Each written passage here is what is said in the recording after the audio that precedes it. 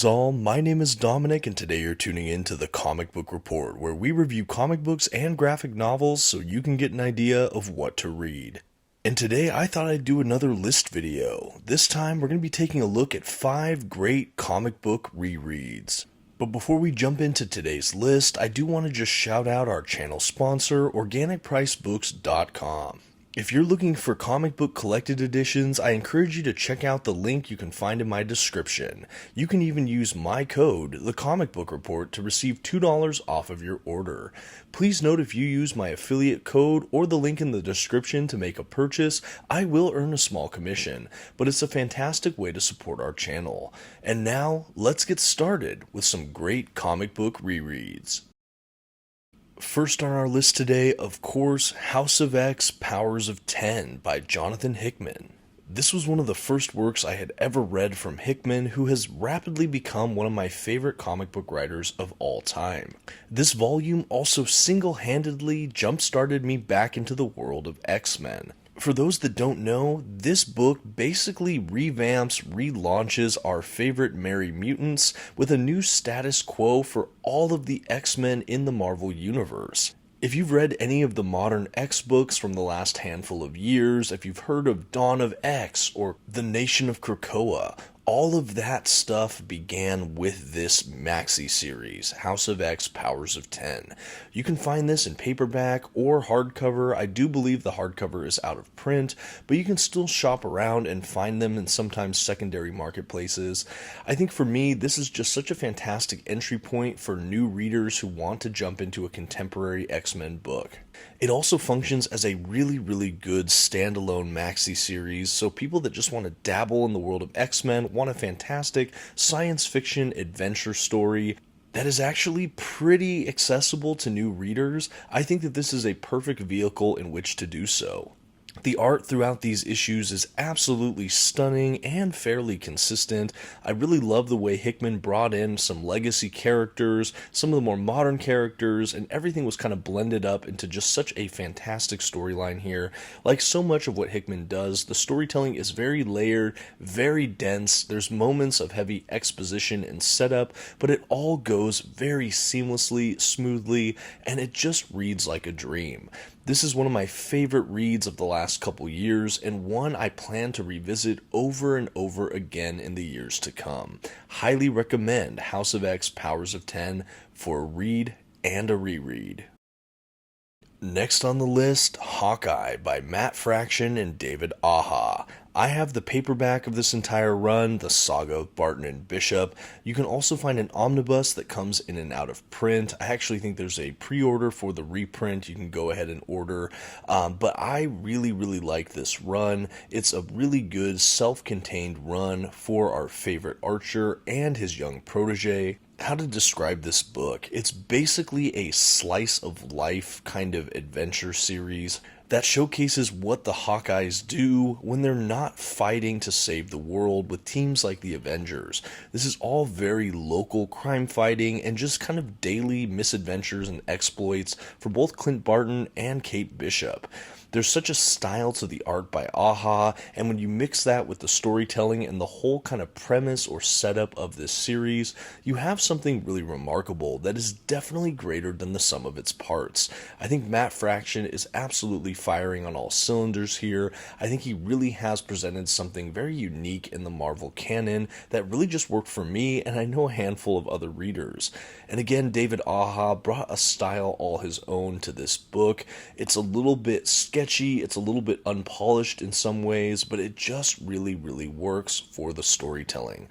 Everything just moves so seamlessly. I felt myself so engaged with the characters of both Barton and Bishop in ways that I never had before. I absolutely loved it, and I know that this is one I will definitely revisit in the future.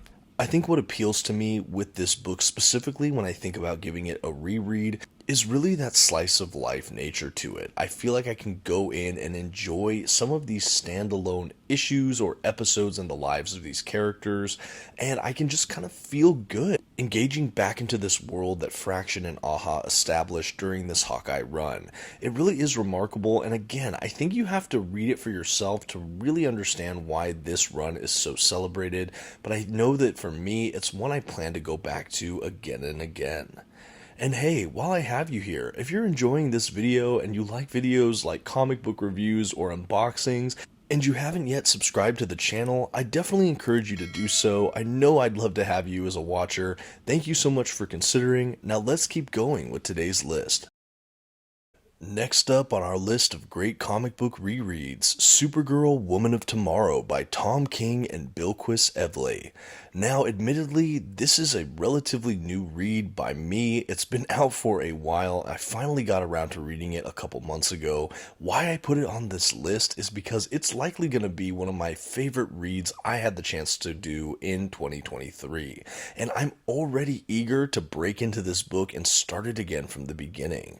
What we have here is basically a standalone mini-series following the exploits of Supergirl, who's at a really interesting crossroads in her life. She finds herself among the stars on this other planet, basically trying to come to the aid of this young girl who's trying to basically fulfill a quest of vengeance, and she's trying to influence this girl on the side of right. It has the pair basically going from planet to planet, trying to seek out the man who murdered this young girl's father. And it's really just breathtaking, the fact that we can have this epically scoped narrative that feels so intimate and interpersonal in this book.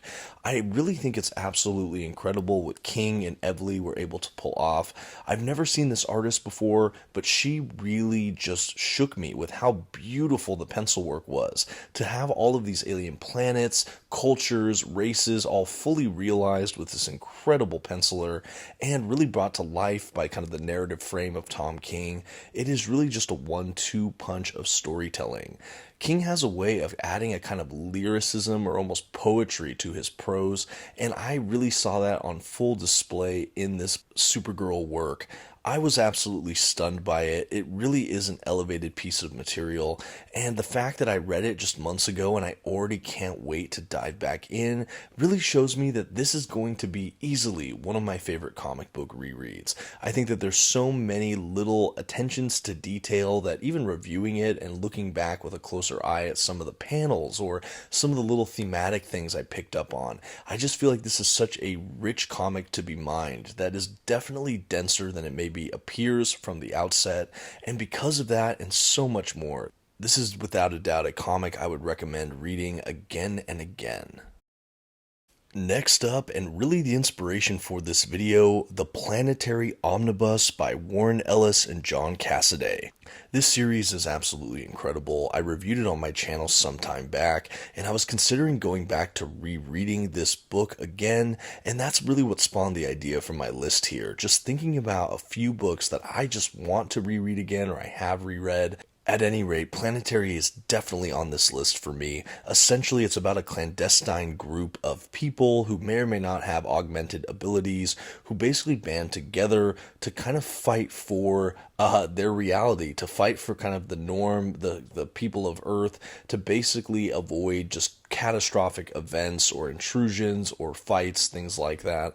But it's a really, really fascinating series that is really kind of a pastiche or an homage to so many different genres and works of fiction, and I don't even know how to describe that. Like, there's one issue that's kind of this neo kind of Asian cultural noir feature that is a little bit supernatural, that's super interesting and definitely borrows from a lot of genres. You'll have another issue that's just sort of this kaiju island, kind of like akin to like a Godzilla feel. We have one that's just basically like a superhero kind of homage. We have all of these different things happening issue to issue, and this group, Planetary, has this little team of representatives that we follow throughout this series, and we have them addressing all of these kind of, in many ways, otherworldly or kind of supernatural events or situations, and I really, really love it. It really is not an overlong series, and yet if the creators kept this integrity for another 100 issues, I absolutely would have kept reading. Why I think this series definitely deserves a reread is because of the attention to detail both Ellis and Cassaday give this creation. I think especially as we go panel by panel in some of these issues, there's so many little Easter eggs or nods or homages to all of these great works of fiction, as I mentioned earlier, and I think it's down to just the little details, the scene dressing, all of these little things in the art and imagery. I feel like every time I open this book, I notice some other facet or detail or sequence of details that really just has my jaw dropped.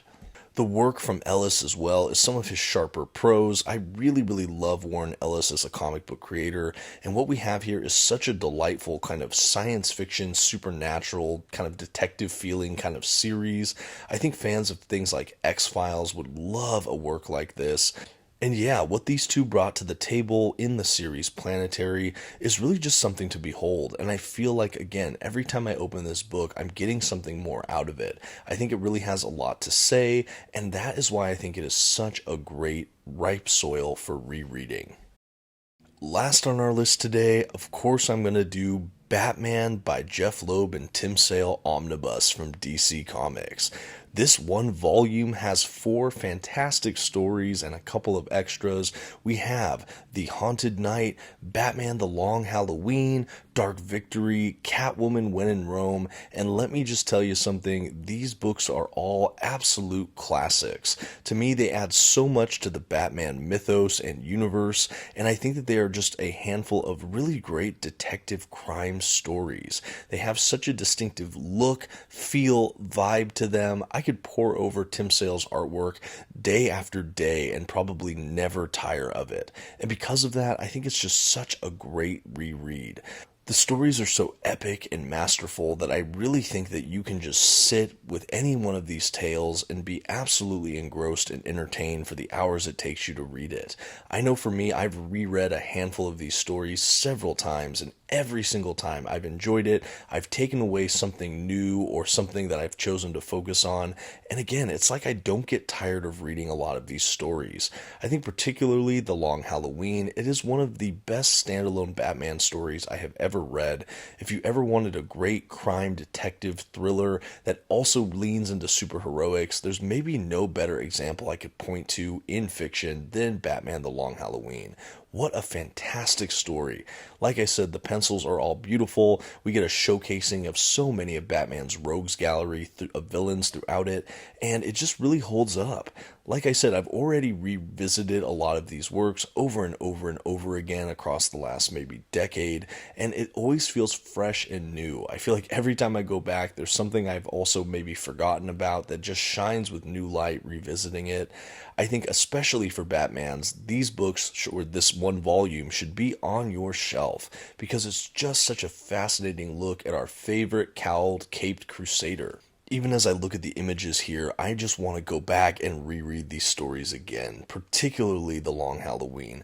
I just love that story. I love the murder mystery. I love the sense of tension and tone and darkness we get from Batman and all of these other citizens of Gotham City. A really wonderful work. I know I've had the opportunity to review this on the channel, but again, I just think it's worth going back to. It's worth, even in the world of so many other books out there, some you just have to take that time, go back, and sink into it again. And that's going to round out our list of 5 great comic book rereads. Now that I've reached the end, it's making me wish I had done a top 10, but who knows? Let me know what you think in the comments below of this video, and maybe I'll come back and do a 10 rereads or other list videos like this. I'm always open to feedback. I want to improve these videos. I really have enjoyed doing these list videos for all of you. So again, thank you so much for watching. Let me know what you think below. I would also really love in the comments if you could tell me what are some of your favorite go-to comic book rereads? Do you like rereading comic books? Why or why not? I'd love to get some feedback on that just because I'm curious what other readers like to do. Thank you again so much, and until next time, this has been The Comic Book Report. Please like and maybe check out one of my other videos on the way out, and please, have a good one.